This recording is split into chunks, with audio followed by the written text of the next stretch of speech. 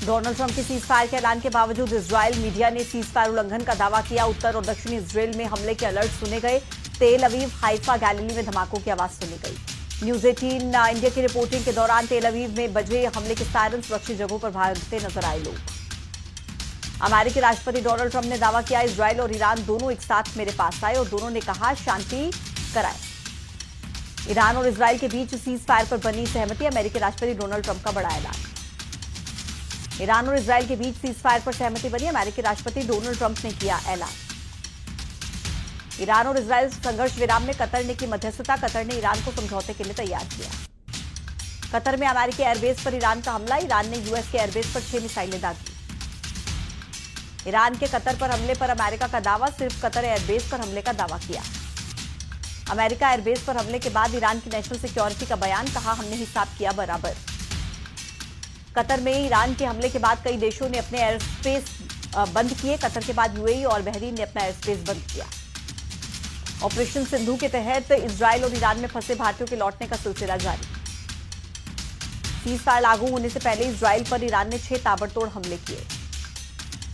Iran ने Israel के बीर Sheba में बैलिस्टिक मिसाइल से हमला किया। बीर शेबा शहर पर बैलिस्टिक मिसाइल अटैक कैमरे में कैद हुआ। ईरान के हमलों में इजरायल में तबाही। बीर शेबा शहर में कई इमारतें तबाह। ईरान का मिसाइल अटैक कैमरे में कैद। साउथ इजरायल के शहर बीर शेबा में दागी गई मिसाइलें। तेल अवीव के अलावा बीर शेबा में भी ईरान का मिसाइल हमला। बीर शेबा में ईरान ने ताबड़तोड़ हमले किए, कई इमारतों को नुकसान। इजरायल के बीर शेबा शहर पर ईरान के हमले में भारी नुकसान। इजरायल में ईरान के हमले के बाद सेना का राहत बचाव का काम जारी।